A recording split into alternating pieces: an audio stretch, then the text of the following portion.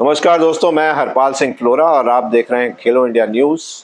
पिछले कुछ दिनों में आपने स्पोर्ट्स गवर्नेंस बिल 2025 के बारे में हमारे वीडियोस देखे। हमने आपको अधिक से अधिक जानकारी देने की कोशिश की और वैसे तो जितने भी चैप्टर्स थे, जितने भी वीडियोस थे, वो सभी इम्पोर्टेंट थे। लेकिन आज वाली वीडियो जो है वो मैं ख़ास तौर से सभी को कहूँगा कि ज़रूर देखें। ये अच्छी है या बुरी है, इसका अंदाज़ा तो आप अपने हिसाब से लगाएं, क्योंकि जिसको फ़ायदा होने वाला है उसके लिए अच्छी है, जिसका नुकसान होने वाला है उसके लिए बुरी है। अब मैं उस पर अभी कोई कमेंट नहीं करना चाहूँगा, तो इसको थोड़ा सा उस नज़रिए से देखिएगा कि अच्छी है या बुरी है। मैं कमेंट नहीं करने वाला हूँ। तो आज की जो इन्फॉर्मेशन है, आज की जो हम जानकारी आपको देने जा रहे हैं, वो आज का चैप्टर है राष्ट्रीय नाम और प्रतीक के उपयोग, यानी कि use of national names and insignia. ये उससे रिलेटेड है, यानी कि जो नाम यूज़ करते हैं, जो लोगो यूज़ करते हैं इंडिया का, उससे रिलेटेड है। इसमें यह स्पष्ट किया गया है कि देश के नाम, प्रतीकों और पहचान से जुड़ी चीज़ों का उपयोग करने के लिए कुछ सख्त नियम और शर्तें तय की गई हैं।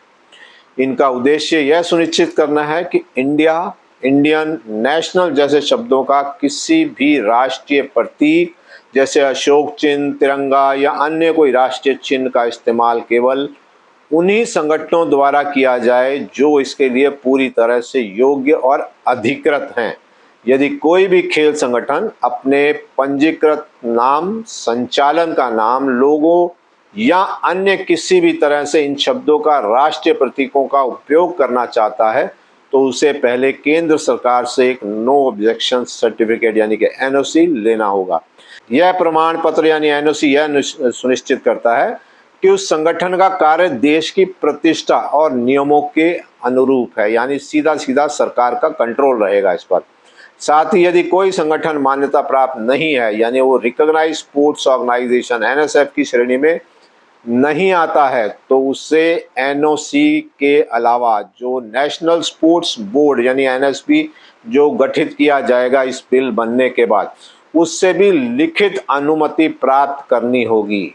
यह दोहरी प्रक्रिया इसलिए आवश्यक है ताकि कोई भी गैर मान्यता प्राप्त संस्था भारत के नाम या राष्ट्रीय प्रतीकों का अनुचित या गलत उद्देश्य से उपयोग ना कर सके।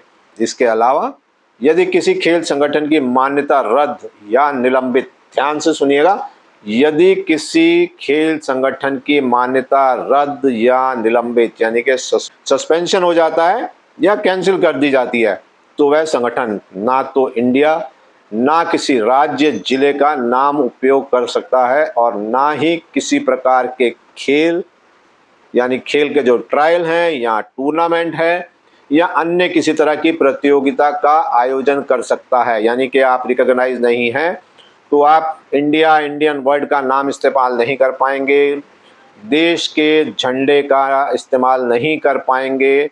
इसके अलावा आप टूर्नामेंट का आयोजन भी नहीं कर पाएंगे।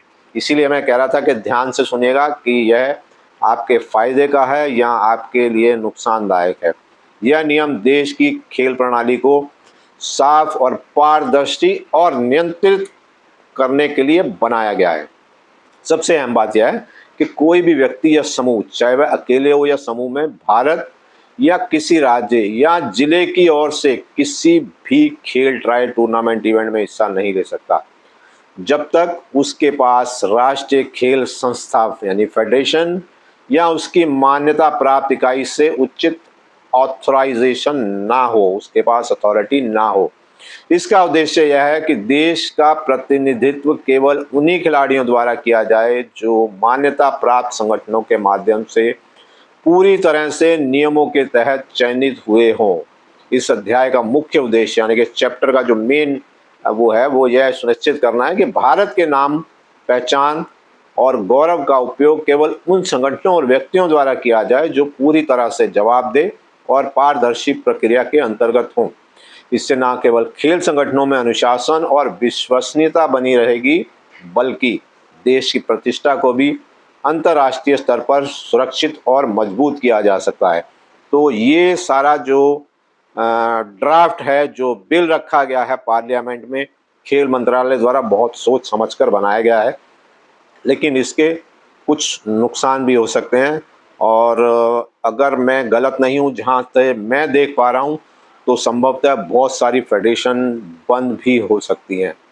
तो इस वीडियो को हो सके तो एक बार दोबारा फिर से देखेंगे तो थोड़ा सा आपको अंदाज़ा होगा कि सरकार ने इसमें क्या करने की कोशिश किया। और जो पिछले अगर वीडियो जिन्होंने नहीं देखे हैं वो वीडियोस तो ज़रूर देखना, जिन्होंने देख लिए हैं वो भी फिर से एक बार ये सारे वीडियोस देखना, फिर आपको अंदाज़ा लगेगा कि सरकार जो है ये बिल लेकर आई है, उसके पीछे के कारण क्या हैं। बहुत दूर की सोच के साथ ये बिल आए हैं और इसके बहुत दूरगामी असर होने वाले हैं। ये हो सकता है कि आप में से बहुत से लोग आज अंदाज़ा नहीं लगा पा रहे हैं कि इसके फ़ायदे नुकसान क्या होंगे, लेकिन इसका बहुत बड़ा इफेक्ट होने जा रहा है। तो दोस्तों, अगर वीडियो आपको पसंद आई हो तो वीडियो ज़रूर लाइक कीजिएगा। ये वीडियो ख़ास तौर पे जितने भी स्पोर्ट्स फेडरेशंस के लोग हैं, स्टेट एसोसिएशंस के लोग हैं, डिस्ट्रिक्ट एसोसिएशंस के लोग हैं, सभी के लिए इम्पोर्टेंट है। और अगर आपके दोस्त मित्र जो हैं वो किसी खेल संगठन से किसी भी लेवल पर जुड़े हैं तो ये वीडियो उन तक ज़रूर पहुंचाइएगा। बहुत काम की वीडियो है। और वीडियो अगर आपको भी पसंद आई हो तो लाइक ज़रूर कीजिएगा। चैनल सब्सक्राइब नहीं किया है तो चैनल ज़रूर सब्सक्राइब कीजिएगा। बहुत से लोग सब्सक्राइब कर रहे हैं, तेज़ी से हमारे सब्सक्राइबर बढ़ रहे हैं, इसमें कोई दो राय नहीं है। तो अगली वीडियो तक के लिए मुझे इजाज़त दीजिएगा। बहुत बहुत शुक्रिया।